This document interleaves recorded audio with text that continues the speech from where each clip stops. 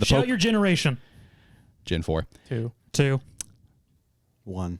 Oh, come on, man. That's a bitch answer. That is. I don't care. Come on. It's Gen 1. How can you go wrong? Come Gen on, 1? man.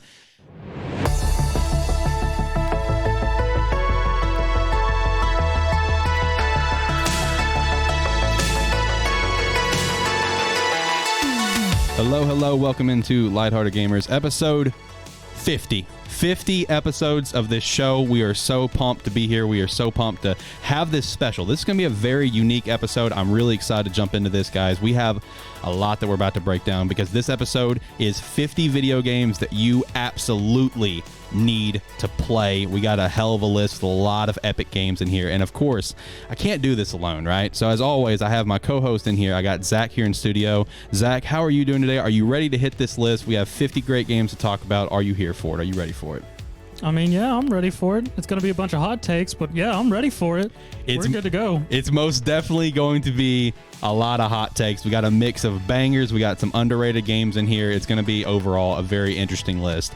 And then, me and Zach, we have a pretty good, set of chemistry here, but we still can't do something like this by ourselves. Of course, we got to get some guests, right? I already mentioned last episode that, of course, John is back. John, he's been here on multiple episodes, but we also have another guest, a guest that has been on here only for our DBA coach chats back in the day. He's never been on the actual show, but he is here for the first time ever. We have John in studio, and we have Jared, our former Tier 4 patron. Jared, welcome to the show, man. How are you? Thank you. Not bad. Can't complain. Fantastic. John, how are you? I'm doing pretty good. I don't necessarily agree that we got some hot takes on here. It seems pretty straightforward to me. We'll see how this goes. Yeah, we will see how this goes. Like I said, Jared, of course, former Tier 4 patron here for Sparky 3, longtime friend of ours. We have not seen this guy in literally 2 years. He had moved to another state. So, Jared, it's phenomenal to see you again. I'm so glad that the first time we get to see you, we immediately get to have him on the show. Yeah. That's fantastic. Yeah. Jared has been mentioned on multiple occasions, especially with a debate between him and I, which I'm sure will come up in this podcast involving The Legend of Zelda. So that's always going to be a fun time there. But very first, let me go ahead and hit this. Go follow us at Twitter at LHG Gamers Podcast. We'd greatly appreciate that. And you can also go follow my other podcast, Animan Plus, at Animan Podcast on Twitter. And lastly, if you want to support us further, the Patreon is a great way to do so. We'd greatly appreciate that. But do not feel obligated. Just listening to the show is enough for us. Be a friend, tell a friend. Let's keep it moving. Make sure to also give us a like on this video on YouTube, youtube.com/Sparky3. Subscribe to the channel.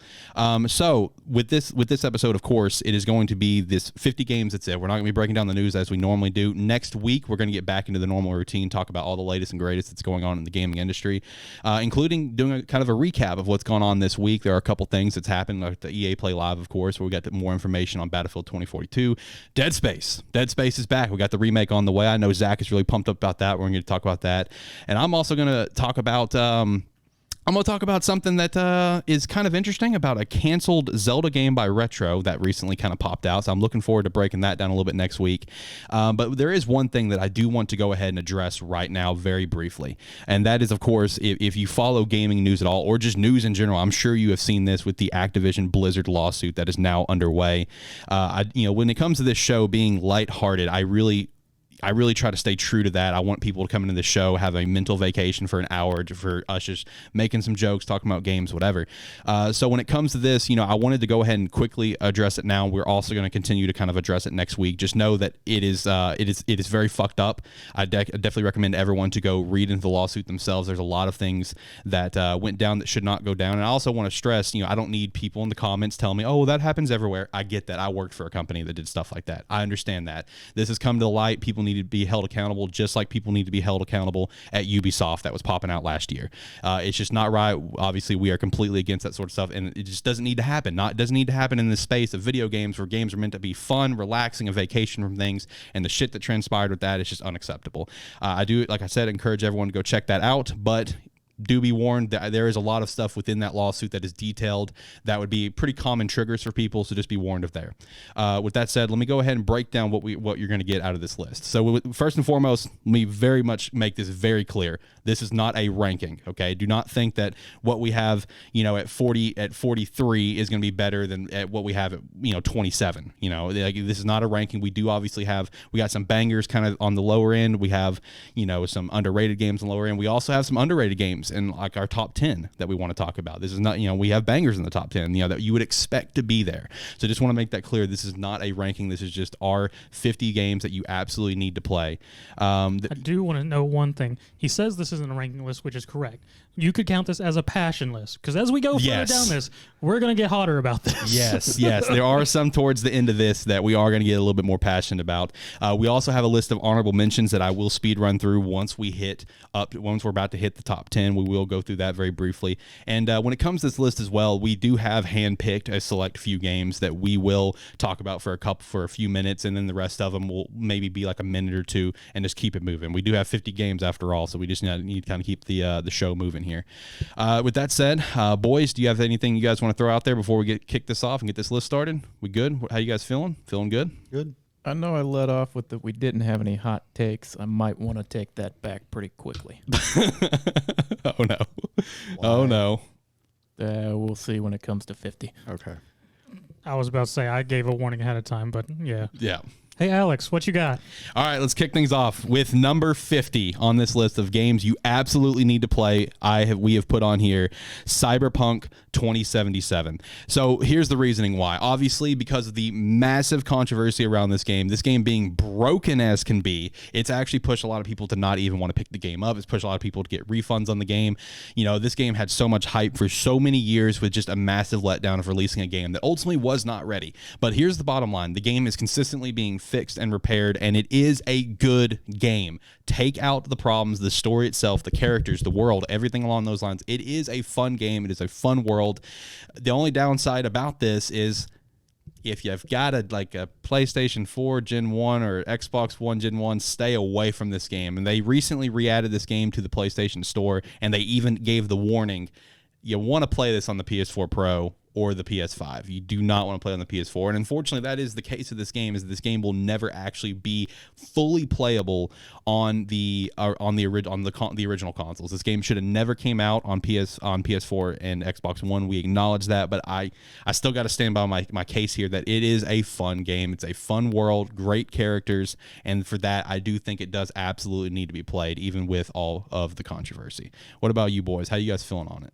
I mean, I still find it funny we had a crisis incident in freaking 2020. That's still funny to me. That is true. That is true. What about you? What about the couch? How are you guys feeling on this? I kind of agree with the fact that if you take all the problems that it had away from it, and like I've said before on the show, I didn't encounter any of them. I had a great time playing the game. And it's like, taking problems and everything aside, it does deserve to be played. Yeah, taken out from what I said about just the crisis incident with it is a fun game. Me and John were some of the few that didn't run into problems with it, and it was a fun game overall. Felt nice, flowed well, story was good, characters were entertaining. So overall, yeah, give it a shot. I definitely think it's worth a shot, and, especially if you're aiming to pick up next generation consoles. The PS5 and Xbox Series version is set to come out later this year, so I definitely think it is worth a pickup for that alone. Going over from there, number 49, and like I said, this is not a ranking list. Let me specify that. Number 49 is the Shout your generation. Gen 4. 2. 1. Oh, come on, man. That's a bitch answer. That is. I don't care. Come on. It's Gen 1. How can you go wrong? Come Gen on, 1? man. Number 49, of course, Pokemon, the mainline series. This is obviously, it's the number one grossing franchise in the world. That is not an opinion. That is a statistical fact. I mean, and that alone speaks for just what this franchise has done, what the games have done. Yeah, absolutely play the mainline series. Try it out. If I had my recommendations, if you're possibly interested in getting into competitive battling, play Sword and Shield. Sword and Shield is a competitive wonderland. If you just want to kind of experience a great Pokemon game, I would say Heart Gold, Soul Silver. Silver, that's a great experience for a casual player. Pokemon Platinum, another great experience for a casual player. And even Pokemon Omega Ruby Alpha Sapphire, another great experience. I would say kind of a hot take to some people. I know people that we know would be very against this, but I would even say pick up Gen 5, Black and White, and then go play Black and White 2. They're the only games that have it where it's sequel, like they are actual sequels of a story. Sequel, yeah. I don't know where you're coming hot take from. Gen 5 is fantastic. Gen 5 is great. I agree, but there's a lot of people that don't like it. The only hot take that I know about Gen 5 is just people think the new mons in that Gen's designs are dumb, but the game itself is actually... It's a Pokemon game. Now there is some stupid designs because there is a literal pile of trash, but that generation also has a lot of my favorite mons now. Like, I mean, they're not as bad as you might think they are. So give Pokemon Mainline series a shot. I would say Gen 1. Come on. It's I mean, it got us to where we are. It got us where we are. The only bad thing I say about Gen 1 is just all the initial Pokemon designs of just how atrocious they were at the time. If you want to experience Gen 1, just play Heart Gold, Soul Silver. You go to Kanto. We can call it good there. So just do that. All right, next up on number 44, we have a game called Enslaved Odyssey to the West. So Enslaved's a good one. It's a post-apocalyptic adventure, a story take on the Journey to the West story, where you play as pretty much Sun Wukong going through this city. Right. I mean, it's a very sleeper game. It was done by Ninja Theory. And I think Bondi, right? Yeah, and Bondi. Yep. Yeah, it was missed. A lot of people missed it. Has very good ratings. Its combat was good. Story was very well. The just initial flow of everything went real well. And I mean, if you really got into it and played on harder difficulty, it really challenged you. Okay.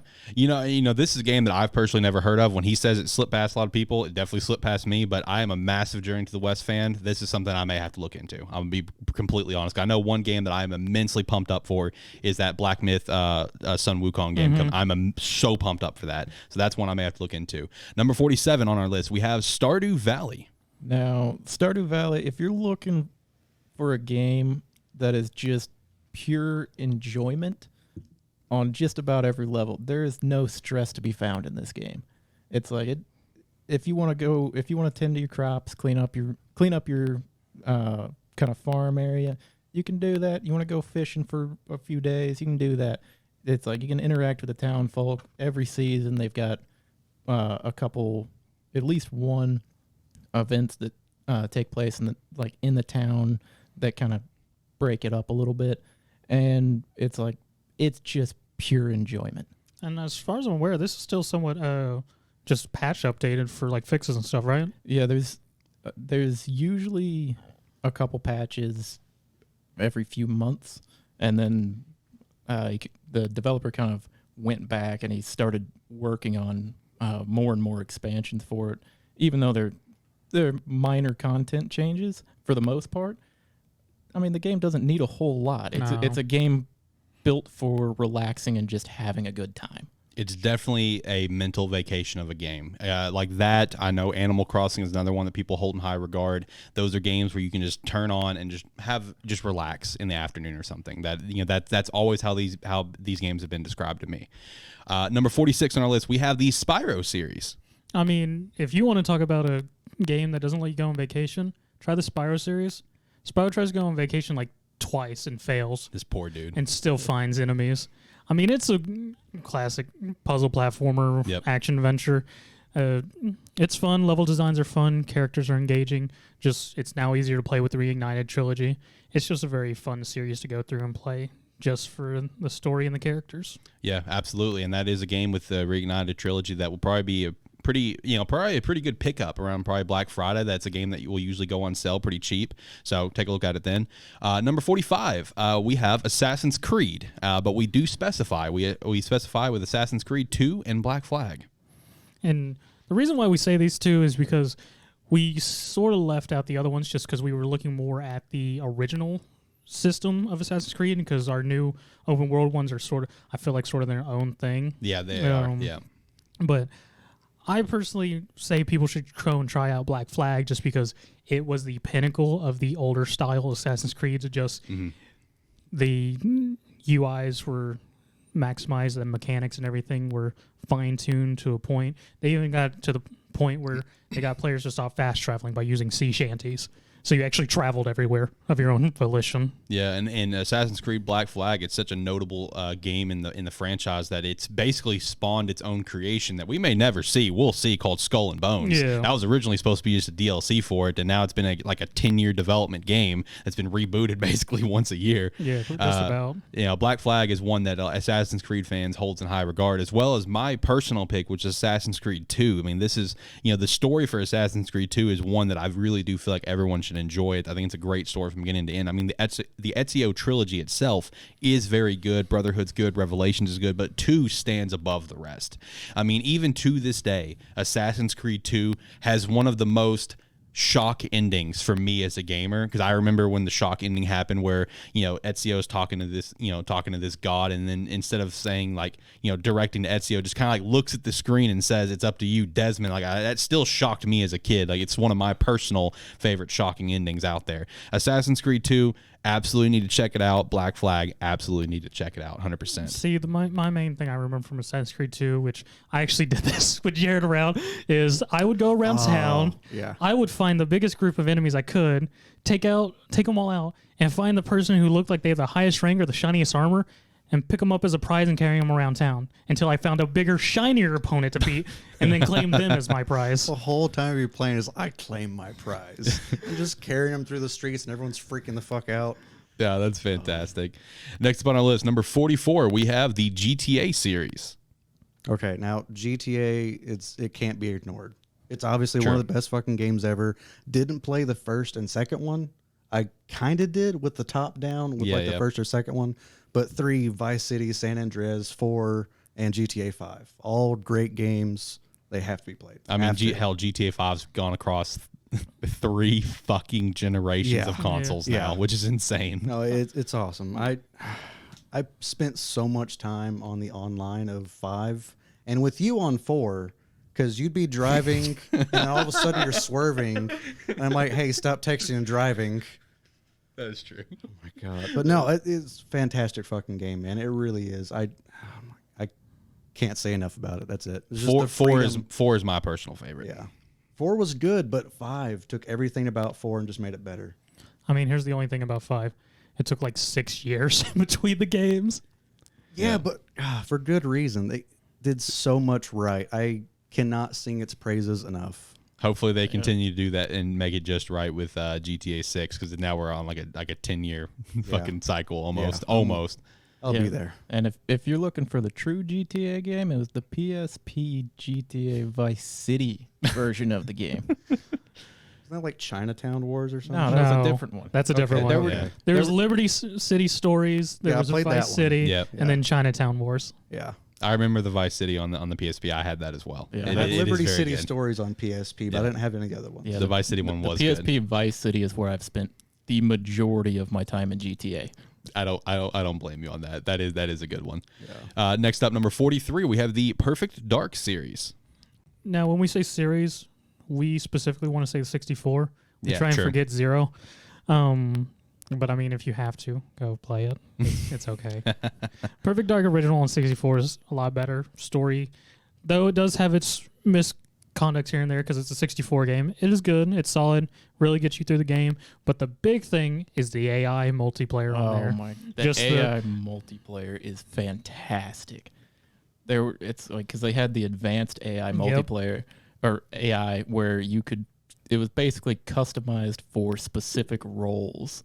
Where some of them might be way faster, take way more damage. You could load that up 99 lives, put every bot in the game, and you'd play for 2-3 hours and not even notice. And if you really want to make it chaotic, you turned on King of the Hill.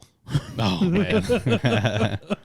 So with the love of Perfect Dark and the new one coming out, like what would you want in the game? What can you not do without? Not 0. Not 0. That's basically the fandom's mindset. Is just not 0. We'll be good. Just not 0, please. Damn it. All right, so next up, number 42, we have a game called Until Dawn that was on the PS4. This is a game that I'm a massive fan of. It's a take on the horror genre, of course, and this is a game that, while the story itself is not that long, the story itself is something I definitely think people need to experience. It's very captivating with the multiple aspects that is going on throughout the game, and the one thing that makes it so interesting is the amount of times that it can be replayed because of all the different butterfly effects that can take place during the game depending on what you do. I mean, this is a game where I've personally sat back and watched another friend play it. I've had friends sit back and watch me play because it really is like watching a movie almost. No areas really feel too long except for like the insane asylum. I think that area felt kind of rough with Mike, but other than that, like nothing felt like overly long. Everything felt like a good length, just kind of hopping from group to group of our characters. And the other thing that's kind of interesting about the game is that you can make it where everyone lives, or you can make it where everyone dies based on your decision. I mean, each characters have their points to die throughout the game based on your decisions. They may either bite it, or you can make them last all the way to the end. But depending on how important it is, it makes it a lot harder to kill them. That is true. There are some that is pretty tough. That is true. Like, it's an actual challenge to get a few of them killed if you go that route. Yes, it is. And then there's, I think it was Jennifer, who can die at like 10 different points in the game. Yes. Poor blonde bimbo. Yeah, which it is what it is, right? Next up, number 41, we have the Metroid Prime trilogy. I would definitely say this is something that is worth checking out. We have Metroid Prime 4 that will come out eventually. Sooner or later. Metroid Prime, trilogy. It kicked off the generation that we have now with Metroid. Metroid, being an underrated, beloved franchise on like the Super Nintendo, the NES, and everything. And Metroid Prime by Retro Studios really took it off in this first-person 3D adventure. And Metroid Prime is still, it's still a game I hold very close to my heart. I mean, it's a tough game. I know like the end half of the game is pretty challenging. Just a phenomenal, smooth gameplay. Metroid Prime 2 echoes with the introduction of Dark Samus, and even going over Metroid Prime 3 Corruption.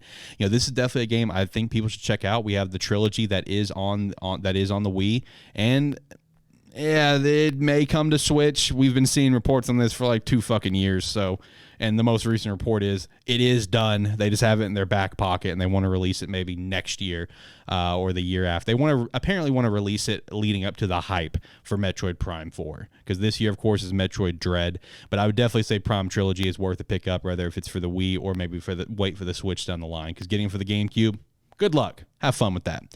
Number 40, we have Monster Train. Okay, Monster Train. I was actually a little surprised I got this on the list. This is a roguelike card battler where you're going through the different levels and basically just trying to get to the end. Every few zones, you get a boss fight. It is probably the easiest game to get you into potentially even the roguelite genre, and especially the card battler genre, because it is very well refined and just a lot of fun. Yeah, and I've also played it, and this is a deck builder card battler where each playthrough is going to feel a little bit different, just with how the heroes each have different ways they can be played. The decks themselves have more or less random decision what you get, and then with one of the recent expansions they did where it added a whole second hero for each clan, so it adds a whole much more playability. Next up, we have number 39. We have Star Wars Battlefront 2, and not the shitty one. We're going old school on this one. We're going back to the PlayStation 2 for this one. We're talking PlayStation 2, Xbox. Yep. You get a buddy and you get on opposite sides and try not to split screen kill each other. Or you go play Conquest and you have a fight forever on Tatooine because neither of you can give it up, but each one of you keeps losing whenever the other one attacks. Yeah, as far as Battlefront 2 goes, like he said, it's very much sit down with a buddy, play against it, or you can sit down, play against AI if you want to. It is some of the most entertaining, just like 1v1 games you can have, because it's like no matter what, both people are going to be having fun, especially if you're the one running around as the Jedi winning. And especially because 2 was what gave us heroes and villains. Yeah. And I will also say you should definitely go check this out so you can see exactly what you're missing out on with the Battlefront 2 that we got a few years ago. So I definitely want to go check this out. Number 38, we have the Final Fantasy series. Now, this is one where... Shout out to the display. Yes. Yep. Of 10, which is one of my personal favorites, but Final Fantasy is a RPG genre that I feel everyone should attempt to play a game of. At least one. At least one, because each one's a little different, and not all of them are for everybody, and any Final Fantasy fan's going to have their own pick of which one they feel like. But, like, take a glance through them, see which one seems interesting to you based on story, and give it a shot. These are very well-polished RPGs, every single one, and more than likely, if you like it, you'll grow attached to it in some form or fashion. Next up, we have number 37. This was one of my picks. Maybe a hot take. Definitely a game that I feel like a lot of people probably have never heard of. Got kind of missed under the radar. And that game is called Fortune Street. This game was on the Wii. It is a mix of Monopoly and Mario Party, which that alone can tell you that it's going to end some friendships. This game is built up with the cast of Mario characters and Dragon Quest characters, and you just go around the board. You buy properties. You can build them up, upgrade them as you go on, and you're trying to just make the whatever the goal amount is and get back to the bank. This game is just so much stupid fun to play with your friends. It's 1000% a game that you should pick up. I would prefer to play Fortune Street over a majority of Mario Party games, another party type of game. I would prefer to play this over like Mario Karts. I'd prefer to play this over Smash. A lot of those general kind of party games like that. This is one of my number one favorites. It is a quick way to get people really heated. Me and Nick have literally gone down the floor, to the floor, throwing punches over the end of one of these games. One of my favorite comments of all time was actually from Nick's brother, where he was in complete dead last. I was so far ahead in first place, and he had one property left.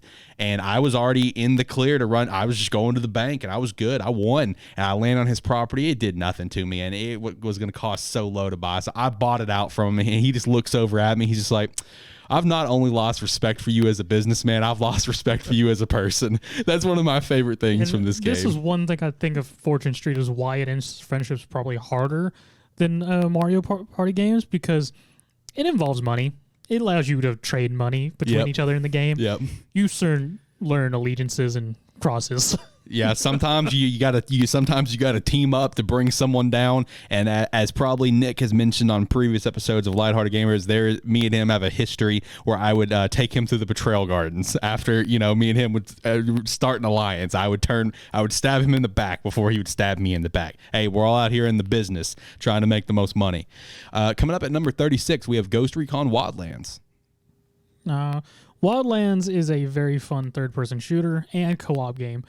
It's just the whole game itself just has so much to do in it with all the bounties and just side missions and whatnot, and then just the gunplay, the gadgets, all of it's super fun. Then if you can get one friend, or if you're real lucky, 3 friends together and just screw around this entire island doing all this stuff, you have so many moments with vehicles, gunplay, gadgets, taking out the leaders, to the point where it's not necessary to take out all the leaders to finish the game, but most people usually go ahead and finish out everybody. Yeah, one other thing about this game is it does have some pretty hardcore difficulty settings you can play on as well, and I believe one of them is essentially a 1 life run. Yep, which got added later. Yeah, which got added, and trying to get together, say you get together 1 or 2 people to try to do the challenge with, there's always going to be the one person, if you're flying a helicopter, in a plane, anything, that's going to think it's a great idea to land in the middle of the base. And it's just, you can have so many great moments in this game. Yes. Next up, number 35, we have L.A. Noire. This is, of course, a Rockstar game that kind of went a little under the radar. Never got a sequel or anything, and probably will never get another sequel after this. So yeah, L.A. Noire. It was really freaking good at the time. I mean, you were going off the facial expressions and interrogations and everything. Yep. The whole finding clues and everything like that. Doubt. I was about to say, this game gave us the infamous X to doubt, which was never doubt. It was yell at your suspects. Yes, that is true. But it was such a great game. It was a great story. And it was amazing. It really was. You absolutely need to check it out. Like, the whole game beginning to end is absolutely incredible, but like the homicide cases are just peak. Like that is just absolutely. Yeah, just I remember incredible. it being really upsetting going from homicide to vice, and it's like, no. Can I stay in homicide, please? That was fantastic. This is a game that I really wish that Rockstar could get a sequel out for, but it probably will never happen. But if it does, that'd be a great day. Next up, number 34, we have Detroit Become Human. This is another kind of like Until Dawn, a very story-driven game that focuses on 3 different characters, just trying to kind of each make their own paths. This game being heavily focused on androids, all 3 of which that you play. One of which is trying to basically be, like the one trying to keep the androids in line. And then we have 2 that have broken out of their coding and trying to think for themselves and be humans essentially, and live lives like humans and not just like slaves to humans. And man, this game with it being so heavily focused, story driven, hopping back and forth between Connor, Marcus, drawing a blank on the other one's name, hopping between the 3 of them, and just the multiple branches of possibilities that you can go through based on all of your decisions throughout the game. I mean, hell, Connor can die like 9 times throughout this game, and he's it's just literally keeps coming a trophy back if you manage to kill him all the times possible. And each time he just if you manage to just kill him every single time, like he loses that he just stays at the same emotionless point where you can't really develop emotions out of him, where he could potentially break out of his coding at the end of the game.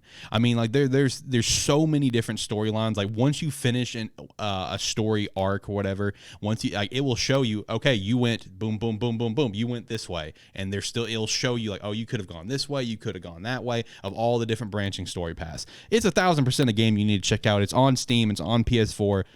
1,000% check out this game. Next up, we have at number 33, Tony Hawk Pro Skater 2. Oh my god. Okay, on the PS1 as a kid playing Tony Hawk, it was awesome. I think the graffiti mode where you're like constantly doing tricks on certain ramps and stuff and trying to get points, and then your friend has to do bigger tricks on the same thing to get those points from you. I don't know. It was such a cool game to play. The Pro Skater 1 and 2, and then Underground is okay, but I don't know. Now, would you say people need to go check out the old ones, or are they fun to check out the remakes? Well, now I haven't played the remastered, but I would love to check those out because they look fucking amazing. If it's anywhere near like the original, if they've kept it, they've been received really well. Okay, if it's like completely original, just updated graphics, then definitely check it out. Okay, it's just loads of fun. So remaster is probably gonna be the way to go. I have seen they've been received really well. I was about to say I would go remaster because everything I've seen as well, it's well received and people think it was a very good remastering rendition of the games. Awesome. Next up at number 32, we have Sleeping Dogs. So Sleeping Dogs was another sort of hidden game that a lot of people miss, but's been remastered a couple times. It is actually the successor to the True Crime games back way back on the PS2, because its original name was supposed to be True Crimes Hong Kong. But it's just a good drama adventure game, running around town, following the story of this undercover cop getting in the Chinese mafia. Very fun combat system and hand-to-hand combat. Gunplay is pretty good. There's a lot of fun little activities in between, but overall solid game. Number 31, we have the BioShock series. I know this is one of Zach's favorites. Now, BioShock, if you haven't heard of BioShock, you've obviously never played an action adventure, even looked in that genre, because BioShock has spanned 3 games and really helped bring along that action adventure when it was sort of at a low point, I feel like, at the time when the original BioShock came in, and really gave the gun in one hand, ability in the other, and the infamous wrench going along with Half-Life's crowbar. Story is great. The infamous "Would you kindly" line towards the end of the game, the first one, was such an amazing twist that was completely unexpected. The whole choice of whether you save little sisters or extract Atom form. And fun fact with BioShock, I almost didn't play it because I had actually just finished a playthrough of the original Fear, which the original Fear was built solely just to scare the shit out of people. Yeah. And the first thing in BioShock 1 is you get to this light tower and you go through a door, and it's just pitch black with this one little light on the stairs, and I went, fuck that, turned off the game. And I came back a couple days later and finally went down and the lights popped on. I was like, oh, thank God. Fear, it scarred me at the time. That's totally understandable. Next up at number 30, we have another game that is just an absolute blast to play with your friends, and that is Super Mario Sluggers. Super Mario Sluggers is another kind of party game with the Mario characters and that. It's baseball variation, and I can say with some confidence that I don't know if I've ever had more fun playing a game than I have playing Super Mario Sluggers. This game is everything that I wanted. It's just fun. It's like you can assemble your team. Have a draft with you and a buddy. Like you can draft your team kind of however you want to. Play it against your friends. It is just fun. I know you're like a baseball fan. Do you think like even people that aren't baseball fans can get into it? 100%. Okay. I cannot stand baseball. I'm a sports guy. I'm a sports stooge. But man, baseball sucks. Absolutely sucks. I do not like it. But that game is a ton of fun. How do you feel about Ultimate Frisbee? It's not a thing. But yeah, Super Mario Sluggers is just a great game to play with friends. Just you and a buddy take turns drafting your team. You can build around synergy. I mean, if you just want to go with all your favorite Mario characters, you may not have a lot of synergy, do buddy jumps and stuff, but you can build a team completely just synergized together, and it is really just a fun time to play with friends. Number 29, we have Bully. This is another game by Rockstar, of course, and when it comes some of these Rockstar games that kind of got overshadowed because of like Red Dead Redemption and just of course GTA, that never got sequels. This is another one. This is one that I think out of all of the one-off Rockstar games that's out there, this one has the biggest, strongest fandom, I would probably guess. People clamor for a new one of these every single year. There's rumors for it all the time. This game taking place, of course, you're a kid at a boarding school. You get to, go around the town. You have to, if you're late for your classes, you may get, they're going to be watching for you, and they're going to try to throw you in your classes. Actually, you need to go to your classes. You're trying to basically take out all the actual bullies at the school and basically just kind of run the school where it's kind of a fun time for everyone. Instead of all these dickheads, you have the dickhead jocks, you have the outsiders. You go through faction by faction, just kind of taking them out. This is a game by Rockstar that I definitely think people should pick up. There's the Scholarship Edition that came out on the 360 and the PS3, and I definitely think it's worth a look, 1,000%. It's a fun game, really fun game by Rockstar. Speaking of Rockstar, we got another one we're about to talk about. This is another game that probably kind of got overshadowed, kind of got a little left in the dust a bit, and maybe not a lot of people have even heard of. And that is number 28. We have The Warriors. Yeah, talking about Rockstar missed games, this one was completely missed. I mean, this game was a tie-in with the Warriors film. And it's actually a very fun game. How I sort of describe it, it's an open world beat 'em up almost, because it's just a beat 'em up game where you're playing as the Warriors, and you just go through events leading up to the film's events and actually going through the film events. But you also get so much backstories about each of the gang's members, stuff that happens beforehand, different areas you get to go around, just run around, friggin' vandalize shops, get more or less just be a gang. Graffiti stuff, vandalize shops, get store clerks to pay you, go fight other people on the street, get arrested. And one of the best features about it at this game that I've solely was missed throughout the rest of that time at PS2 era was if you did play co-op, if you were on the same screen, it locked screen for you. But as soon as you needed to run or need to do two separate tasks, you could separate and it would split screen. And it was such a great feature that I'm super sad at the time no other game during the PS2 and Xbox era actually used that. Next up at number 27, we have Fable 2. Obviously, Fable is a very beloved franchise, but Fable 2 stands above the rest. Okay, who here became a millionaire? Oh, I'm sure all of us did at one point.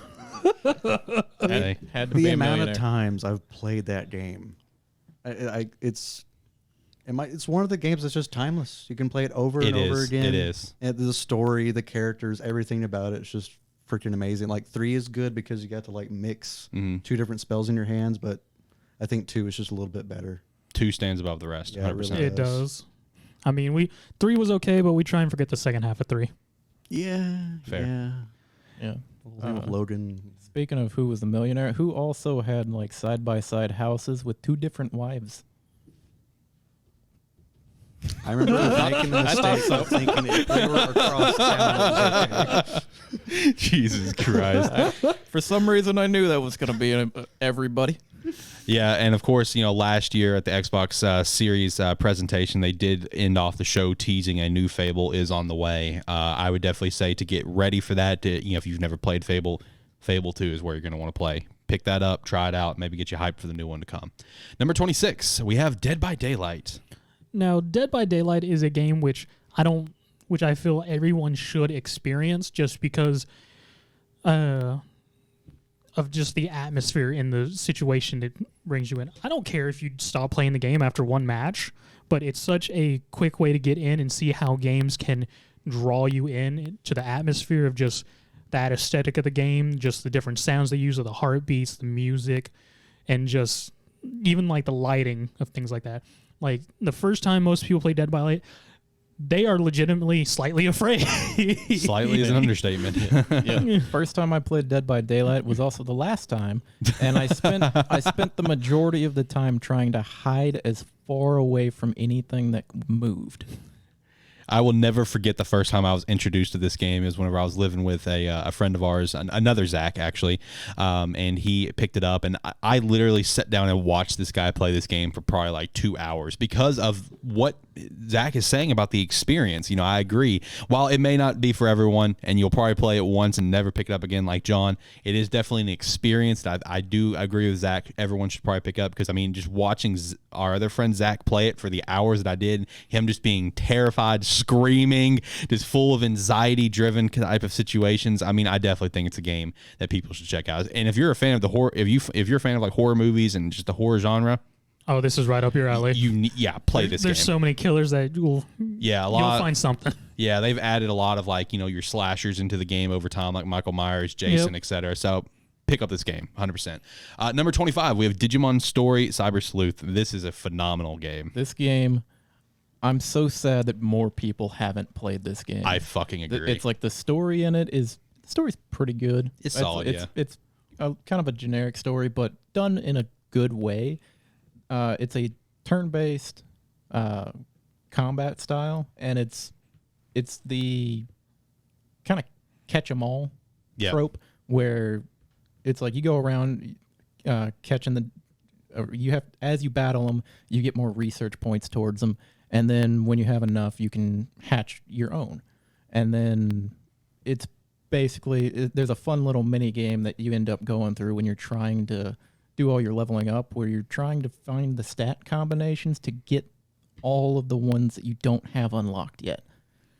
Because it's like they also have like in their little hub in the game world, there's essentially like a farm where you can just put some in there, let them passively level up and gain their experience. And in some cases, you need to get specific evolutions. Yep. But the game itself is fantastic. It's like gameplay wise, turn-based game, but in a really fun way. And I know you've played it as well, Alex. Yeah, there's two versions. There's the original, and then there's the sequel, Hacker's Memory. So the one thing that's kind of interesting about Hacker's Memory is that this story is taking place at the exact same time as the first story. You're just focusing on a different set of characters. Both games are phenomenal. The story in one I do think is better than Hacker's Memory. That's my opinion. But Hacker's Memory, what makes it so great is just the sheer amount more of Digimon that's added, including some from the fourth season, Digimon Frontier. I got a couple of those. I'm a big fan of that series. So, the fact that we could get Emperor Greymon, I think the other one was Magna Garurumon, I believe, and they can do their fusion together. That's super dope. The first game has a whole thing with like the I don't remember what their name was. Whatever the 10 like the evil Digimon were. What was their actual name? I don't remember. I know there was a whole storyline on it. That's kind of. Because that was kind of a post game. Yeah, that was a post, which it has a lot of post game. Yeah, it's like when you beat the main story, that's not necessarily the end of the game. At that point, you basically just unlock all of the hard missions to try to go and complete. Yeah. Which are very challenging. So I think there were 7 of them. I think they are each based off of Sin, of course. And then you can assemble the Royal Knights, which is a legendary set of Digimon within the Digimon universe. Great games. They have been ported over to, like, let's say the Switch, for example, in a duo combo. If you got a Switch, which obviously we see the sales numbers, a lot of people do, pick it up. 100% a great game. Number 24, we have Donkey Kong 64. This is now Donkey Kong. It's known for its 2D 3D style now at this point, and that's what it is today. That's what it started up with Donkey Kong Country. That's what made its fame. But Donkey Kong 64, made by Rare, is a take on a 3D adventure similar to Super Mario 64, Legend of Zelda: Ocarina of Time. Donkey Kong 64 is a game that I definitely think everyone should check out, especially if you're a Donkey Kong fan and you never have, so you can kind of experience what we might be missing out on. Now, I will say this, but this goes for a lot of games that generation. Fuck the water levels. Everything else is great, though. You get introduced to a couple new characters like Lanky Kong, who has come back a couple times. Chunky Kong, of course, which rip Chunky. He got left behind. He's been in that game and never come back up. But you play as 5 different of the Kongs. Man, this is a game that I 1,000% people need to check out. And maybe one day I'll get ported up. Probably not. Rare and Nintendo, even though Rare is owned by Microsoft, Rare and Nintendo, they're on good terms. Microsoft and Nintendo's on very good terms. So who knows? Maybe we might get that Nintendo specified Rare replay that may include it. We'll see. Number 23. All right, so if you're a fan of Paper Mario, if you're a fan of Mario and Luigi Superstar Saga, those are phenomenal RPG games in the Mario universe, but let's turn back the clock a little bit. Let's go back in time. Let's talk about Super Mario RPG, Legend of the Seven Stars. This really kicked off RPG for the Mario franchise, and a game that I 1,000% people need to recommend. This is a game that's really held up by the community to this day. People have clamored for Geno to be added for Smash since like Melee. Yeah. I mean, it's been so long. This is a game that you can play on the Super NES Classic, which might be a little tough to pick up, but hey, you got an alternate plan maybe. I mean, these don't run that high. Pick up a Wii U if you got your Wii U in the closet, pull it out, dust off. You can buy it at the virtual shop for $8. Great game. Playing through this game, you get introduced to a couple new characters, Malo and Geno. Of course, Geno has been held as a little puppet that's been held in such high regard that everyone has wanted for Smash. It's gotten its skin for Smash. Unfortunately, we'll probably never get the character. In this game, you also get to team up with Bowser, and even Peach comes in, and of course, it being a turn-based RPG, just a phenomenal game on the Super Nintendo. Probably my favorite Super Nintendo game out there, and it's why I had to put it on the list, 1,000%. Zach, this is a game that you also played, yes? What are your thoughts? I played it. I mean, it was a very enjoyable experience. I mean, I feel like I could have enjoyed it a bit more now, because at the time when I played it, I was an 8-year-old child trying to figure out what the heck an RPG was. Totally fair. But I mean, at the time, I enjoyed it. It was nice and flashy. Yeah, and I've gone back since, and I have played it over the past few years once I got the Super NES Classic. And, another thing I want to throw, the last little tidbit before we move on, if you're a fan of, Final Fantasy, I definitely say check this out, because this is made by Square after all. Yes, it is. And they did a phenomenal job with this game, 1,000%. Number 22, we have the Left 4 Dead series. Now, this is a franchise which it's super old now, but it's still got a thriving community on PC and console. And it was one of the games that sort of led into the multiplayer era and really pushed shooter multiplayer, at least cooperatively, and even slightly versus with the 4v4 versus. And it just dominated the zombie genre in general. Gunplay was good. The level design was amazing. The special infected were fun to both fight and play as. Versus mode was great. And just overall, it was a very fun game, and people took the challenge to try and beat all the campaigns on Expert, which was atrocious at times. Hey, but now you're going to get your spiritual successor with Back 4 Blood coming out this year. So if you're a Left 4 Dead fan, make sure to definitely look out for that one. Going on to number 21. All right, so, obviously at number 49, we threw in the Pokemon mainline series. Huge series. It's like, why is it so low? Well, we want to kind of throw a curveball here with number 21, and that is Pokemon Conquest. This is a game I would definitely say got overlooked by a lot of people on the DS. Let me put it like this. If you like Fire Emblem, if you like Pokemon, you need to play this game, because that's essentially what this is. This is a great game that a lot of people overlooked, of the Fire Emblem style of game. And man, it might be a little tough to find now. DS games, the prices are rising over time, but if you can somehow get a hold of this, I would definitely give this a shot. And once again, like I said, if you're a Fire Emblem fan, if you like Pokemon, this is a game that you need to play. This is a game that I really wish could have gotten a sequel, but alas, here we are. But I would definitely say this is something that 100% got overlooked and definitely needs everyone's attention if you're a Pokemon fan. Number 20, we have Dragon Quest 11. Okay, Dragon Quest 11 is a fantastic game, and it is, if you've always been interested or even looked at the Dragon Quest series and weren't sure where to jump in at, this is a perfect point to do it, because honestly, it's a relatively simple game. Stories it's not a very deep story, but it's told good. I mean, it's got likable characters. I enjoyed every part of it. The world's fun to walk around in, and the post game content is pretty entertaining as well. It's like there's kind of multiple directions you can go with it depending on when you jump into certain events. It's like you can definitely miss aspects of it that can make you want to go back and play it again. And it was my starting point with Dragon Quest, and I'm glad that I finally actually jumped in on it, and I think everyone should try. Yeah, I'm in agreement with John. If you haven't touched on the Dragon Quest, this is very much a good one because compared to some of the other ones, the beginning part is actually very much more streamlined to really get you into it, and then the game slowly expands, adding more content and things like that to let you freely roam around, but let you get into it first, and then let you just wander about going, I can do this.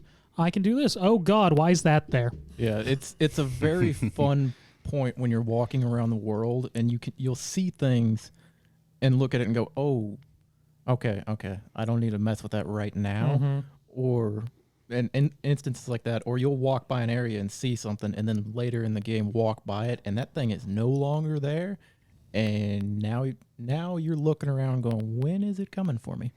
Coming in at number 19, we have the Gears of War trilogy. Now, Gears of War, that is definitely a series most people should give a shot. Specifically, the original 3, 4, and 5 have their own merits and whatnot. Yep. But and Judgment. Yeah. Well, we try and forget Judgment. I know. Multiplayer was fun. Yeah. But the canon 3 games, those were very much sort of helped. The first one especially helped revolutionize sort of third-person shooters, combat, gunplay, and things like that, and was also part of the leading games in the multiplayer era that was 360 and PS3. And just a very good story overall. Franchise is still alive now, has tons of fans, but if you ever want to try, give Gears series a shot for shooters. Shout out to Dom. Number 18, we have Fire Emblem Three Houses. I will say I've dabbled in Fire Emblem before. This was really my first real introduction, really diving into Fire Emblem. You know, I've tried a couple like the DS ones before, like Awakening was one that I tried, and the one that came out after Awakening, that I think that was one that had I can't remember the character's name. Corrin, I think was the pro tag. But Fire Emblem Three Houses was the one that I really jumped into, and the amount of hours that I've dumped into this game, the amount of hours that John's dumped into this game, it is ridiculous. Where it's like it's a mix. You know, you get like some Harry Potter vibes to it because of the different like houses that you can choose that's in the game. You get to choose which house you want to be, which has an entire cast of characters that are really kind of pulls you in. Some phenomenal characters, and when it comes to this, like depending on the house that you take, will end up taking a different storyline in the second part of the game, which is one thing that makes it really replayable, is that because there's 4 different storylines throughout this game. I say 4 because based on some decisions you can unlock another secret path. John, that you've also played a decent amount of hours into this game, what are your thoughts on this? Oh, first off, I've never heard the Harry Potter analogy in this Same. before. Just because of the different houses. I had never heard that. I like houses. You're out of school. Even for the different houses in school, I still wouldn't go Harry Potter. That's literally how it was described to me and how I understood it when we got the E3 presentation. Okay, so like this, I'm not the first to say this. No, I hadn't heard it. Okay, I'm not the first. I promise. That one just caught me off guard a bit. But you're a teacher, Harry. But like you said, this game is, especially if you're interested in Fire Emblem, this is a great starting point because it's fairly simplified. The game kind of explains what it's doing to you. It does a good job of teaching you, and it's like one of the great things about it is it's like if you play it and you're doing your multiple playthroughs and that, but you liked certain characters from your other house, you can go ahead and befriend them and bring them on over and just be able to take them into battle anytime you want to as well. But it's a fantastic game. Yeah, and in terms of like befriending them, kind of bringing them over, I will say, Fire Emblem Three Houses is one of the best like new game pluses out there, because if you do the New Game Plus with your first like completed playthrough, and you can keep bringing over New Game Plus every single time, playthrough after playthrough, it also makes it easier for you to kind of get maybe some other members from another house over to yours. So that is something. The New Game Plus is a great feature on that game. Golden Deer for life. Fear the deer. Number 17, we have the Borderlands series. Now, Borderlands is the looter shooter. If there's some better looter shooter than Borderlands, I don't believe you. Because Borderlands is the top of it, one of the pinnacle that most people would say it was probably going to be Borderlands 2, just because it was pretty much came out right after Borderlands a couple years later, and it's still emphasized everything that everyone loved. It's still held as that pinnacle of Borderlands. Even in just fun gameplay, fun gunplay, fun abilities, characters are entertaining, the NPCs are enjoyable to interact with, and just if you can go co-op and get some buddies, that's going to be some carnage and mayhem all day, all long. Number 16, a personal favorite for John especially, we have Life is Strange, aka Date Night. Date Night. Okay, Life is Strange is a beautiful story to be told as you're kind of just experiencing it and going through it. It kind of came out during the whole Telltale game craze, but it's the one that's still standing to this day because of how well it was done. And it's like the idea of being able to kind of rewind time, figure out what decision was wrong is really interesting, because it can lead to slightly different story variations than some that other people might have played. Because I know when I was playing the game, I was playing it with a friend of ours, Zach, that Alex mentioned before. We would play the game at the same time, and by the time we got to the end of it, our stories were fairly different based off of the decisions we made. But it is a great story that needs to be experienced. Oh yeah, I played the first season or whatever, the first episode. Or the first season. There's several episodes in the season. Yeah. But I played throughout the first season, and I'm not one for like dramas or anything like that, but I was like getting so invested in the story and the characters. You may not be someone who thinks you want the drama storytelling in that, but the game pulls you into it and makes you want to experience it more and more. Yeah, and the storytelling in Life is Strange is very good. 1 is great. 2, I know a lot of people don't talk about as much, but is also very, done. And then now we have 3 coming up, so... Yeah, and honestly, this would be a perfect time to try out Life is Strange, because with, I think it's called True Colors, correct? Yes. With that coming out, we do have the Life is Strange remaster that is going to be coming out to like Switch and other consoles, probably, I think like 2 months. So this is a great time to check out Life is Strange. Number 15, maybe you've recently played Hades. You really enjoyed that. Maybe you're a Diablo fan. Well, here's another game for you that you need to check out. We have Path of Exile at number 15. Okay, Path of Exile it's an ARPG style game, similar to, like you said, Diablo and that, but it's like a lot of the fans of Diablo 2 in that have migrated over to Path of Exile over the years. It has grown massively in the past couple years. It is like, if you've ever wanted to just feel incredibly powerful and all you want to do is run around big open zones or kind of corridors in that and slay monsters constantly, this is a game for you. Although I will say it is a very intimidating game from the outside.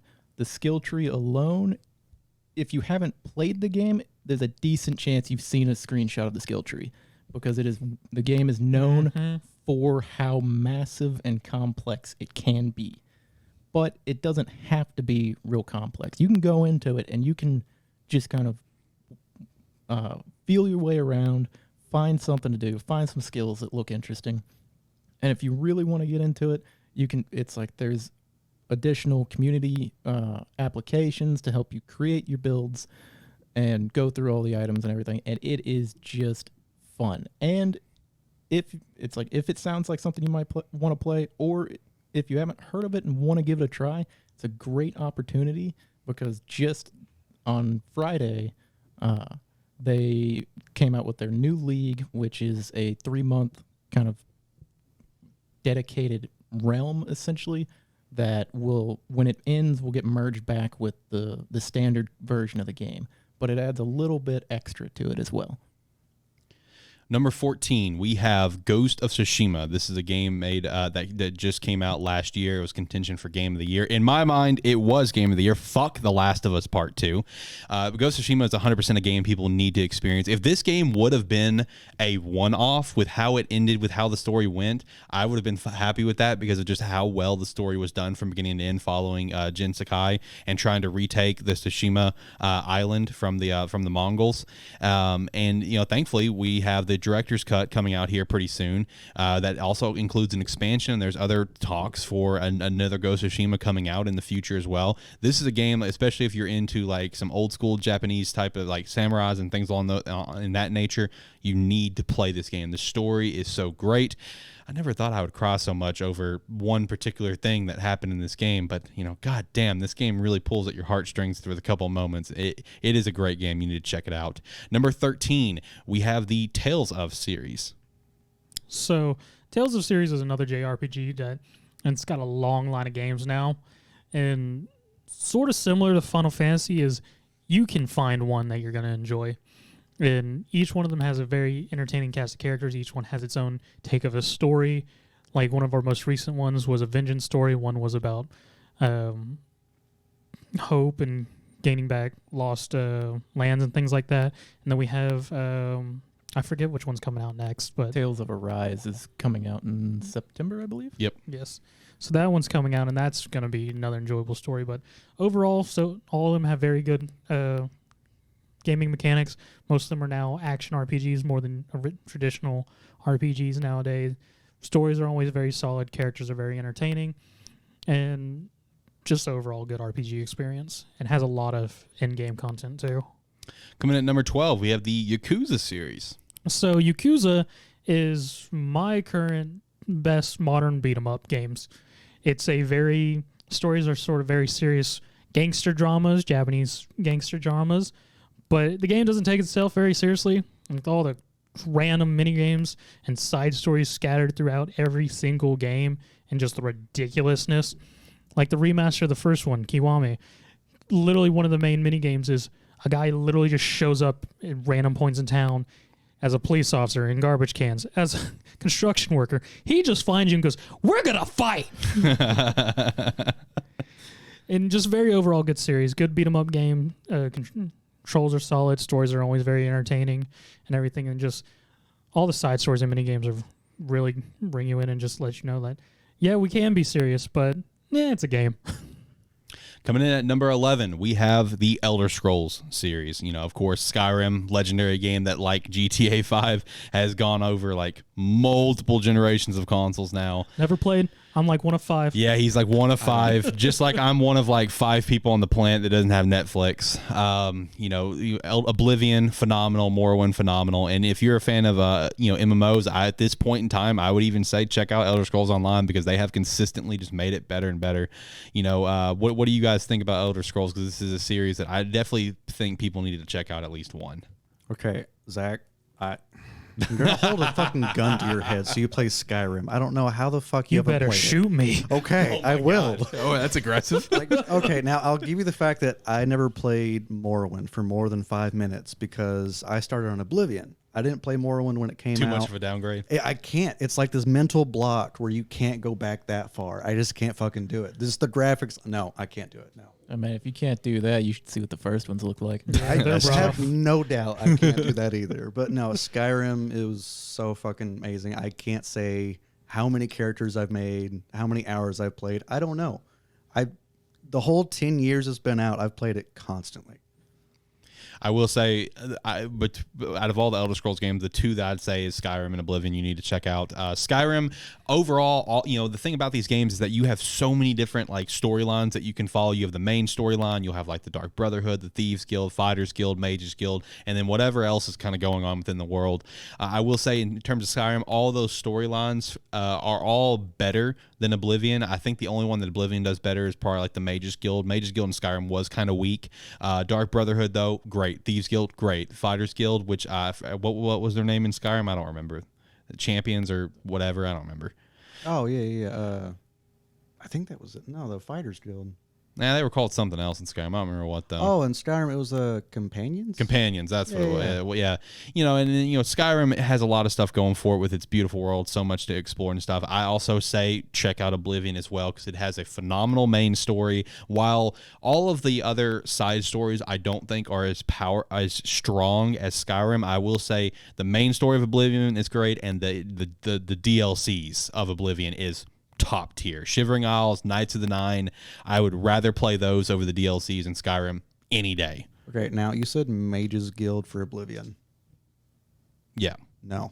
Yeah. No. Yeah. The having to get the recommendations and then finally having to go to Cyrodiil, like the city. And all right, look, the college tower. is like literally like 3 missions and you're done, and it's not even that great. It's all right. It's like in Skyrim, it's 20 minutes and you're done. Yeah, it's like 20 minutes and you're I'll the give you Archmage. that, but it It's- just annoyed it's me okay. trying to get the recommendations and then finally actually getting into the Mages Guild. But I mean, And here I am, the most Elder Scrolls games I have the most hours in is Elder Scrolls Legends deck building, guys. Jesus Christ. Okay. All right, so let's hit our honorable mentions to run the cameras. All right, so the honorable mentions, let's run through these. We'll give a brief thought if we've got anything on it. So, honorable mentions, we got Super Smash Brothers, we have Valheim, Age of Empires series, Civilization, Middle-earth, Shadow of War, and Shadow of Mordor, Fallout series, Payday 2, Mega Man Battle Network series, Star Fox Adventure, Soul Calibur 2 and 3, Super Mario Sunshine, Ratchet Deadlocked, Horizon Zero Dawn, and these next ones, these are very more niche ones. That's why they are honorable mentions. You got to be a fan of these anime games or a sports game. Naruto Storm 2, Dragon Ball Budokai Tenkaichi 2 and 3, Dragon Ball Xenoverse 1 and 2, and NFL Head Coach 09, X-Men Origins, Wolverine, Dragon Age series, and the Phantasy Star series. Those are the ones that we picked out that just didn't quite make the cut for one reason or the other. Boys, do you have anything that you want to kind of throw out there involving any of these games? Nope. Okay, now you did Fallout dirty because Fallout 3 it's and New okay. Vegas. It's all right. Fallout 3 and New Vegas is fucking awesome. The whole post-nuclear war atmosphere in it is just really cool. The designs of so many different enemies, everything about it. Now 4 is like, I couldn't get into it, but 3 and New Vegas, yeah. Yeah, I feel like someone could live without playing those. That's my take on it too. I haven't played them. They're fun. Well, so there you go. John's life's pretty fine. But damn it. yeah, but anyway, let's get it started. We're here in the top 10. All right, number 10, the Legend of Zelda series. This is one of my favorite franchises in the world. It's a lot of people's favorite. This is a series that's gone on for so long now, and in just one game after the other, there is really no bad games. There are so many titles within this franchise that I'd say you have to play first and foremost. And let's address it. Let's go ahead and air this out right now. Do you got a button ready? What button? Which one? I don't know. I just assumed you'd have a button ready. I do for not. this. I don't have a button ready. I probably should have. That's on me. You guys know how great of a host I am for this fucking show. So for the longest time, Wait, real quick before you get into the argument. Favorite game. Lead with that, and then get into it. my favorite game, the best Zelda game in the entire franchise, is The Legend of Zelda Twilight Princess. It's okay to be wrong, but to be I can say that to but you. to be so gung ho didn't about follow being the wrong, rules. like No, you Breath of the didn't. Wild, it's so fucking fun to play. Now, the things I'll give you is like the story is a little weak. The final thing with Little. Ganon and you're on A little. okay. But the final thing where like Ganon and you're on the back of a horse and it's all just really quick and like seemed like it was rushed and like streamlined Rushed. and shit like Kind of that. rushed. Fuck off. Okay, just exploring the fucking world makes the game. The mechanics. That's the only thing that The- makes the game. You can you can do anything you want. There's a million ways to do each situation. It's fucking amazing. The freedom of it makes it the best fucking Zelda game. It is not the best Zelda game. It is. Because here's the thing. And Hold it's on. one of the best games of all fucking time. Here's the thing. The Legend of Zelda Breath of the Wild is a phenomenal game. Yes. But it is not the best Zelda game. Yes, it is. No, it is not. Now, I do acknowledge if they correct some of the issues that made Breath of the Wild not as great as it could have been, Breath of the Wild 2 will probably be the best Zelda game if they can just fix a few things involving story. I would honestly say bring back traditional dungeons, which I've also seen since the release of Skyward Sword HD. I've seen a lot of people being like, wow, replaying this has made me realize I really wish we had traditional dungeons again, because that's one of the most entertaining things about these games is all the different puzzles going through dungeon to dungeon. And while Breath of the Wild is absolutely a phenomenal game, one of the best games that's ever come out, that's based on statistics, that's in terms of ratings and sales numbers, there's no denying that. But in terms of a true Zelda game, it is not the best, but it is a incredible first step, bringing us into the direction of what we could get out of being the best Zelda game to come.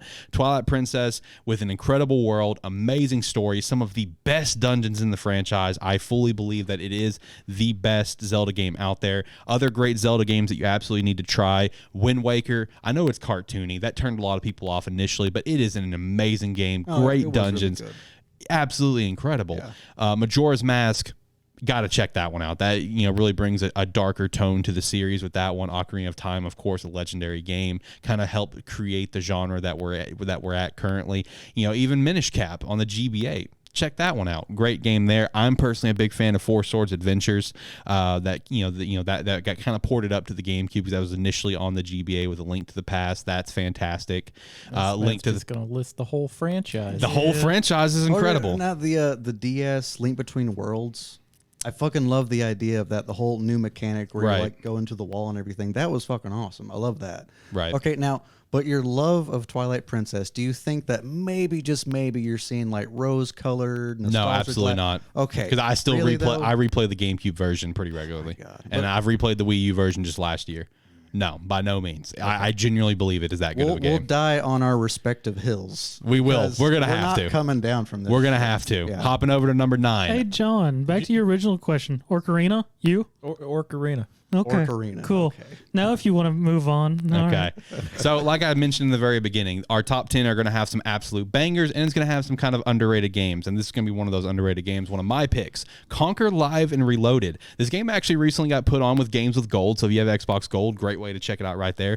This is one of my favorite games of all time because of how fucking stupid it is. The whole point of the game is you're following a squirrel named Conquer who just had a hell of a night. He's hungover and he's just trying to get home, which prompts the title of the original game this is remade from, Conker's Bad Fur Day.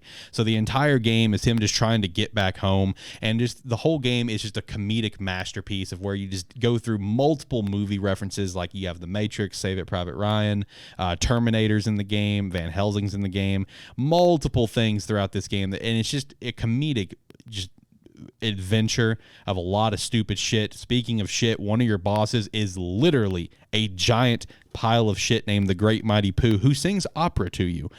This is a game that I can just sing so much praise for. The multiplayer is an unbelievable amount of fun as well.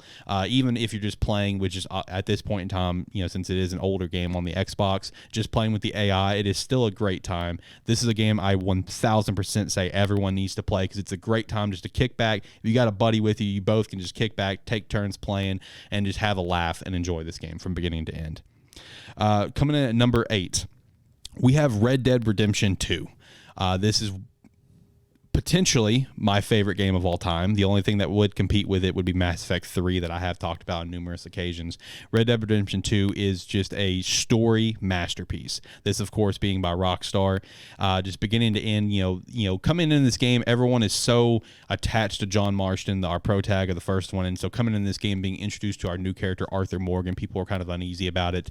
And I think even when it comes to this game, being a prequel of the first, Rockstar, I don't think anticipated how much people would love Arthur more than John, because that's ultimately what has happened with this game, because Arthur is such an incredible character, and just the adventure that transpires where you watch the rise and fall of the Vanderlyn gang, and really what was referenced all throughout the first one, where John would just be like, oh, they left me for dead, this and that, whatever. They turned their backs on me. They turned their backs on family. You get to watch that transpire throughout the whole game. You get to watch Dutch, who is such a charismatic character, just watch him descend further and further into just madness, to where he's just this complete lunatic by the end of the game. It's a game that it is very long, and I do acknowledge that. I know that's one thing that made me kind of turn John off about it, but this is a game that if you have the time, 1000% pick this game up. This game has just emotionally just destroyed me in so many ways. It definitely speaks for itself just how fucking good it is. The detail, everything about it's just so good. It really is. You know what I did? The world is great. I went and played poker for an hour. Okay. I've done that plenty. I played dominoes like a shit ton. Just sit down with the old dudes and play dominoes. And by the time I realized, like 3 hours later, yes, I need to play the actual game. I've literally sat down for probably like 2 to 3 hours and just played poker in the game. I'm not going to lie. So I'm with you, Zach. And that is something that I've spent a lot of time on. This is a game that, was nominated for Game of the Year and was ultimately beat out by God of War in 2018. And, just the fact that it got as high as it did up for Game of the Year. I mean, I'm not kidding. You guys need to play this game. It is a story masterpiece. It really is. Coming in at number 7, we have Divinity: Original Sin 2. Okay, Divinity: Original Sin 2. It has been a fairly popular game. It is very, very well reviewed on Steam, which is where I had played it from. It is one of the best RPG games I have ever played. It's like when you're walking around the world, it's kind of free roam. You can move around as you want to. The second combat starts, it turns into a turn-based game as well. And the exploration in it, the game tells you nothing. It's like as you're starting it up, it doesn't tell you how to play. You start, you have to talk to people. It's like you have to talk to the NPCs to figure out where quests are, what you need to do. It is so it just does not hold your hand. It does not hold your hand. Okay. I will say one thing: if you do pick this game up, quick save is your friend. Oh yes, Because you will quick save more than you have ever quick saved. Yeah, I agree with John on this. This is an amazing RPG. Like as he said, it does not handhold you, and you can screw up real quick. You can screw up very bad, and the character creation is very in depth. Very in depth as well. And if you don't want to worry about creating a character, they have very, very well done. Preset characters essentially that have their own tie-ins to the story that lead to that make some of the quest lines in the game a lot more interesting and will make you actually care about what you're doing a little bit. But yeah, in general, it is just one of the best games that I have ever played. Yeah, I also want to hear from you, John, because one of my first screw-ups was in that camp after the ship. I managed to get my collar off without realizing it and walked up to a guard.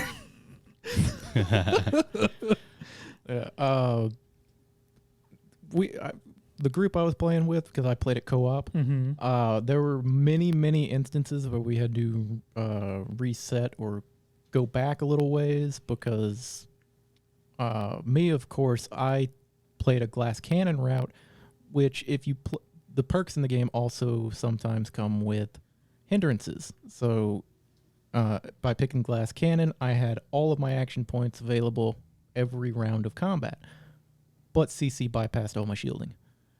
So there are many instances where a lot of the monsters have AoE crowd control effects that I would just walk into because I didn't know they were there and I didn't scout ahead. And it made it extremely interesting because depending on your talent choices, character choices, and that, the entire way you look at combat can change drastically. Coming in at number 6, we have the Persona series. Now, this is a very good modern day RPG and I specifically would say, no, I'd say actually go ahead, play any of them. 1 and 2 is a bit hard to get a hold of, but 3, 4, and 5, as long as you have a PS2, you can get a hold of one of these. It's a very good series. Battles are done especially well. The whole gaining summons or shadows to fight and control with to more or less control the battle. All the characters are fairly entertaining. The story itself are always very good.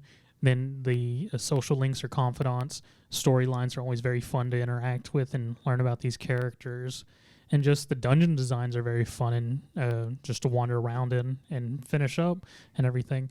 Especially with 5, five's the latest, and all of its dungeon designs were very well done. And even though each dungeon was sort of its own story, they all fit very well into just the overarching story of each game. So I'd say if you can get a hold of one, try it, play it. Yeah, P5R has definitely taken the series more into like a mainstream type of look, and it also helps that Joker got added into Smash, which puts more eyes on the franchise. So I just from what I know from you, from other people that's played it, P5R is probably a great way to start, and then you can maybe kind of work your way back. I know P4 Golden came out on Steam not too long ago, so if you got a good computer, hit that up. I guess the only thing I would say that if you start with 5, 4 would probably be a pretty easy transition.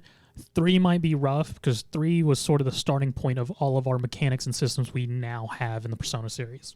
Gotcha. Good to know.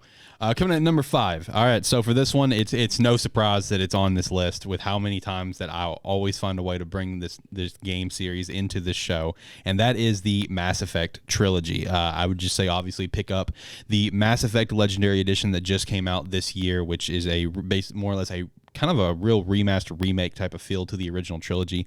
This game series is by far my favorite series of all time. Mass Effect 3 probably being my favorite game of all time. Red Dead Redemption 2 being the only one competing with it. Now this is not an exaggeration when I say this. This is just a general understanding from multiple reviews of this game. This is one of the best sci-fi stories in history. And I don't mean games only. I mean history, and that is just a general conception for people who play this game.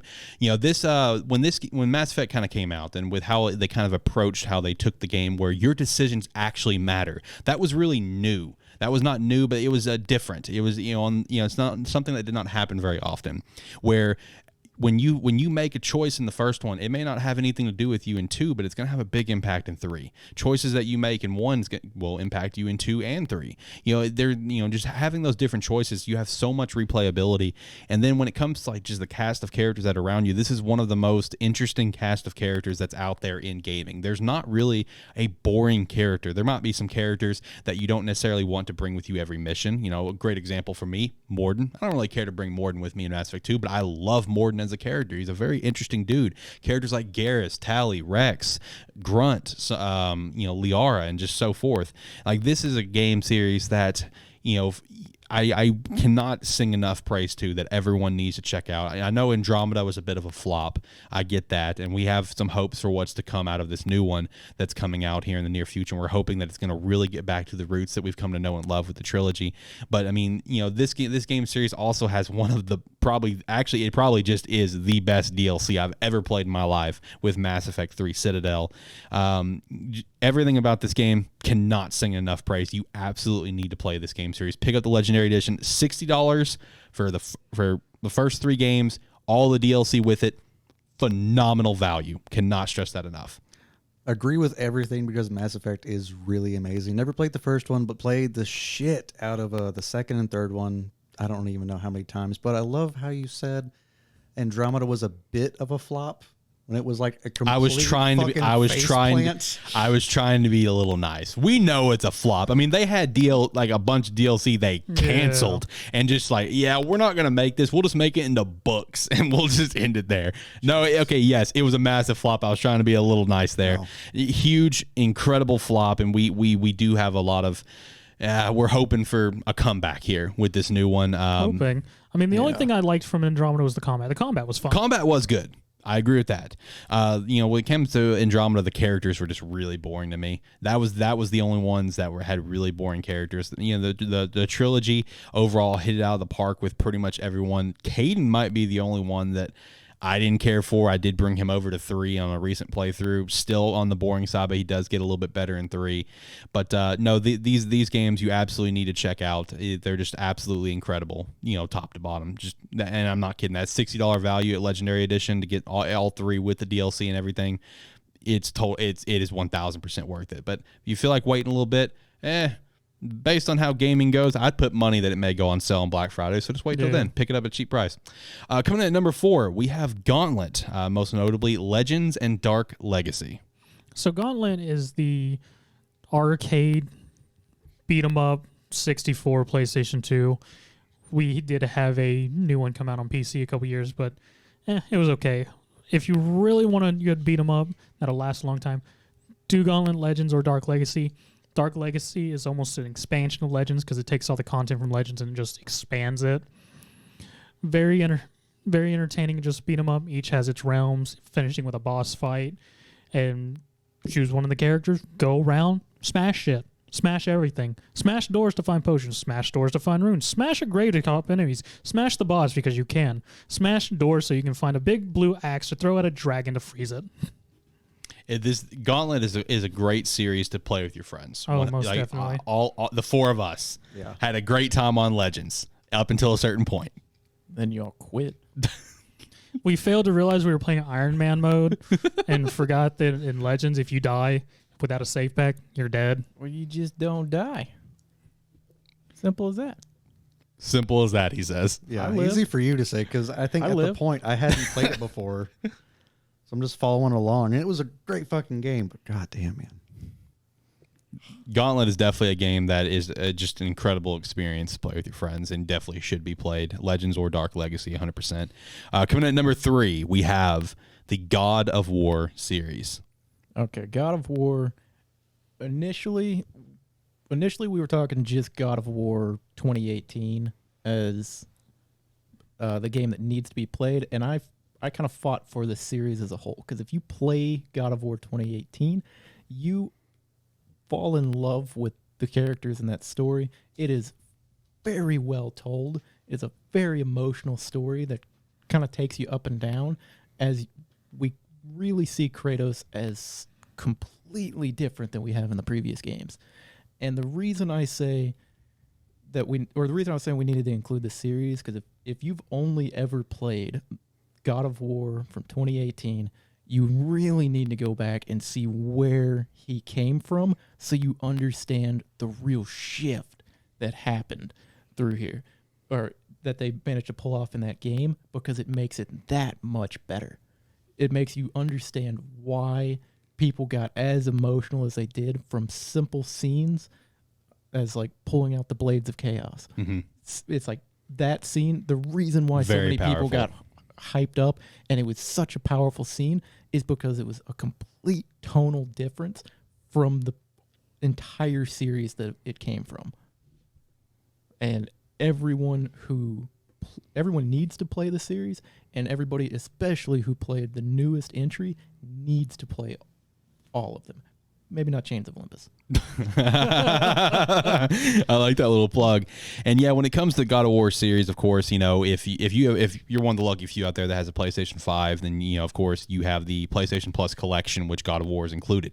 God of War was a PS Plus game at one point, and it goes on sale every Black Friday for $10. So there's a good chance that there's a lot of you out there that have played the 2018 version of this series and never played any of the others. I'll go ahead and admit it. 2018 is really the only one I've played beginning to end. I've dabbled in some others, but that's the only one I've personally played from beginning to end. So, but thanks to John sending me some videos to watch where it breaks down everything I need to know for the other game, I do acknowledge that, hey, yes, people need to experience these games firsthand, because even though, yeah, I've seen the videos that John sent me, it doesn't do it justice. They're games that I wish I could find the time to go back and replay. So God of War is an incredible series beginning to end, and definitely excited for the next one to come and the direction that the series is going.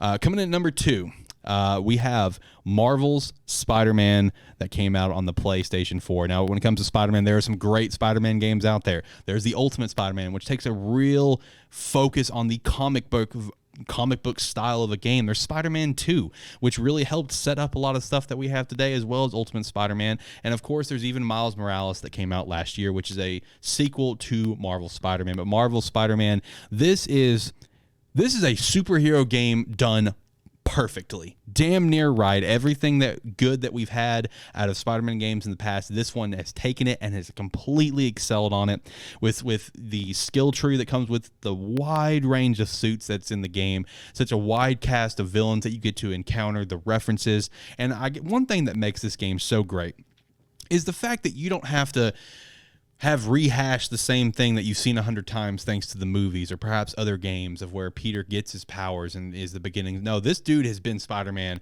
for like 7 years. You're getting a veteran Spider-Man in the world and getting a whole new take on what is happening. You get thrown up in your face a villain that probably not a lot of people heard of going into this game with Mr. Negative. Doc Ock, of course, the Sinister Six is a prominent focus. Shocker makes an appearance, and then other villains here and throughout, like Taskmaster. Their Tombstone was in the game as well, another kind of smaller one.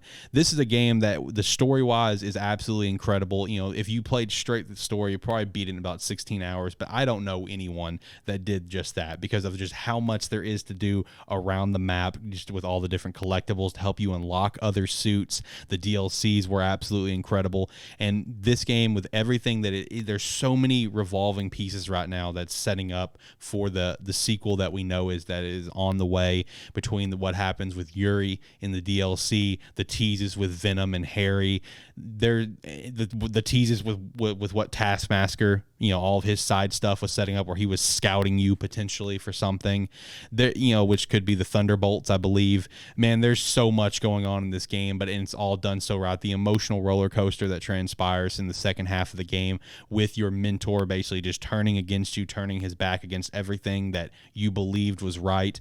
100%, this is a game that people need to play, especially if you're a big superhero fan. 1000%. One thing I will say about this game is, you've done the mechanics of the game justice when they have a fast travel system in the game, but why would I fast travel when I can take the extra minute to swing through the city? Exactly. It's like, you've done something right when the fast travel option is there, but it's the afterthought. Kind of like Black Flag, right? Yeah. Because, that was a thing in Black Flag. The sea shanties were just like, I want to listen to my guys sing.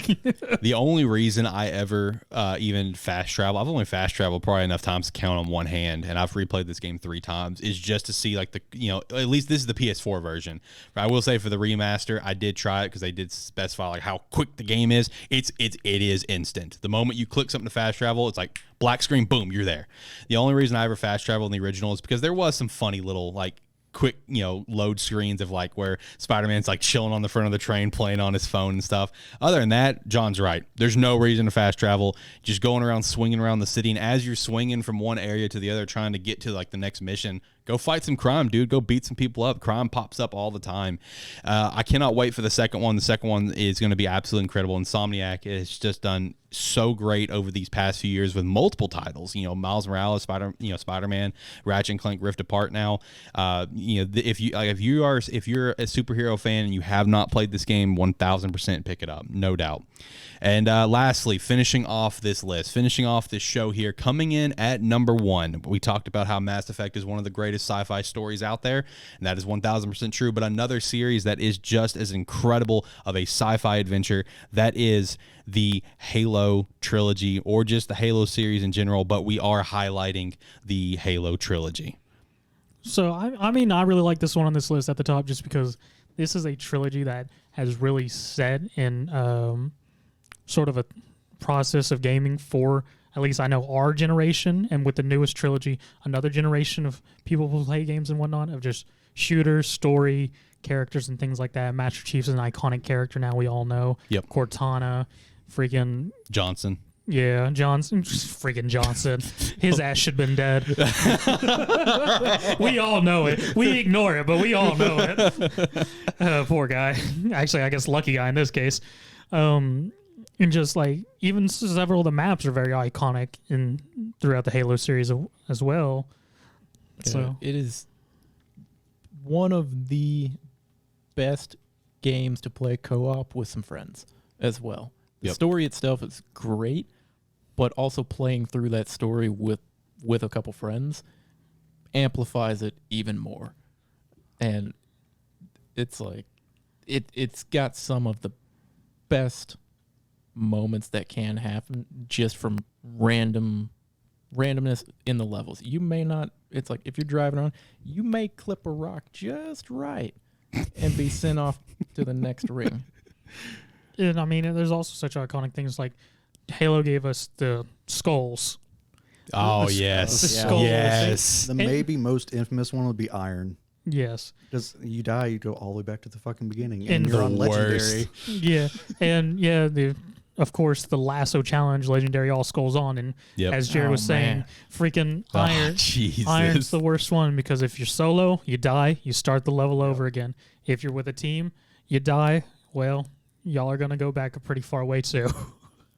And I do want to say one thing about this entire list that we have. One thing, as you probably have noticed at this point, is that we really tried to avoid multiplayer games, because when it comes to multiplayer games, in a lot of cases, it's like we can name this great multiplayer game, but it's like you should have been there. We're trying to pitch games that you can play today. And I will say, when it comes to the Halo trilogy, Halo 3 is one of the best multiplayers that has ever existed. But it really was, you had to be there. Because, the original servers are actually up right now, but they are unfortunately finally closing down this December. There is the Master Chief Collection, which can give you a great taste of what maybe you missed out on with Halo 2 and Halo 3. But the big thing about this, why it got so high, is not just because of the multiplayer, not because of the sheer amount of hours that I know at least we three have just brutally dumped into Halo 3 to a just unhealthy amount. I remember, God, years of high school was just dedicated to that game.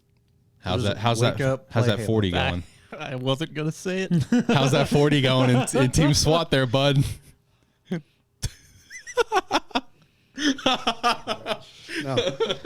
No, okay. I can't. No. Minus that, it's a great fucking game. Obviously, I don't know. It's like anyone you can say, like you've played games religiously over the years. Yep. And in that time, it's like, hey, did you play Halo 3? It's like, fuck yeah, I played Halo 3. Right. Everyone fucking played it. Everyone loved it. I wasn't in on the original time when 1 and 2 came out. Me coming in on 3 from PS2, I was fucking shocked. I was floored. It was fucking Right. amazing. And then once I finally got internet and started playing online with you, and I was a total noob, dude, it was fucking amazing. And they're just dedicating so much time to that game. I will say it's like the stories of 1, 2, and 3. It's during the time that they were out, it was one of those that if you knew somebody and who played it and they asked, hey, you want to play through the story again? It was never a question.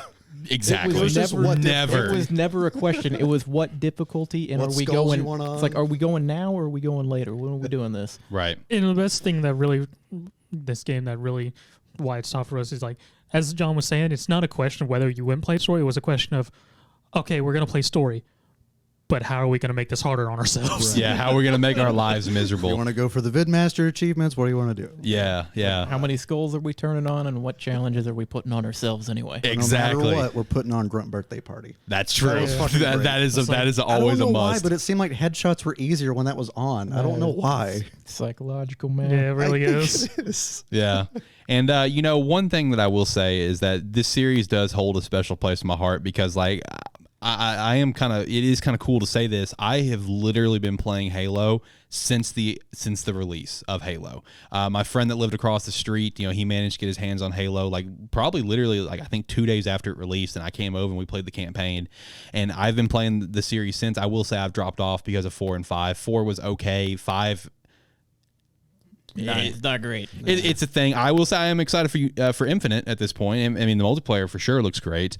But playing this series pretty much from beginning to where we are now, it does hold a special place in my heart for that. And I got to say, one moment that still stands out today for not only me but for a lot of Halo fans, for just like a great and like an incredible gaming moment to always like look back on is just how fucking creepy it was when the Flood was introduced in the first game. Oh my God. Game-changing moment. It really kind of just changed what was going to happen from that point forward. And I still remember that moment to this day, just how eerie it was going down there and just finding all of the dead bodies and then just getting swarmed by the Flood. That is still a moment that a lot of gamers hold very high to this day. I remember hearing the story of how the first Halo came about and like what all they had to go through and how much of a time crunch they were on. Mm-hmm. And they just did so much right because, original Xbox, low graphics, everything like Right. that. But they did so well with what they had. Yep. Like the eerie music, the coloring of the environment, everything put you into it where you really just got sucked in. And it was awesome. No, Yeah. it's funny. You mentioned the Flood thing. I didn't get spooked by it at all because I literally just walked through it, not really paying attention, and just walked through the whole thing. I was like, huh, this level is real easy. Then you get to that one Marine shooting. I was like, what are you doing, Bob? Yep. Okay. And carried on. Then it did the video thing. I was like, what did I miss? Then the flood came in. I was like, I missed something. There is something I'm missing here. And, you know, one extra special shout out that I want to make here as well is while we say 1000% you need to play the Halo trilogy and experience this campaign, I will also go ahead and, you know, put out there, you also need to experience the Halo Reach campaign. I really do believe the Halo Reach campaign is absolutely phenomenal. You know, Halo 3 ODST, it's pretty solid. I mean, yeah, I like it. Yeah. I mean, the horde mode, however it was, firefight. Yeah. Firefight. You know, the introduction to that, which then carry over to Reach, and I believe Halo 4 as well. I think it's in 5. I'm not sure. You know, that was fun about Halo 3 ODST. You know, I remember ODST. That was our big thing, was getting into firefight mode. We fucking loved it. Well, we did love it, but we also had to do it for the last few achievements. The Vidmaster. That's right. Yeah, it was the Vidmasters.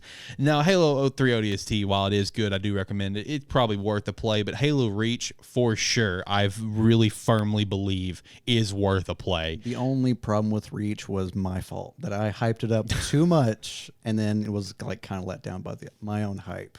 But it is really fucking good.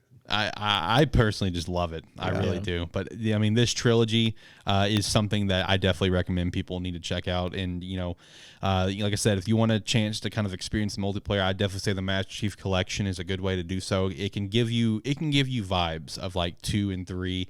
You know, you'll also have some 4 stuff in there, and even the first one, and maybe give you a little bit of a taste of like what you perhaps missed out on during those years of Xbox 360, because that was years of dominance in the gaming industry with the 360 and with Halo 3, other multiplayer games like Modern Warfare 2 as well, Gears of War, like we already mentioned. You know, that was a very good time there. Yeah, and if you're looking to try to pick up Master Chief Collection, it is available on Game Pass as well. Yeah, it is on Game Pass. Yeah, you're right. It's on Steam and Game Pass, and Game Pass is a phenomenal value, of course. But with that said, that is the list, guys. We've made it through 50 games you absolutely need to play.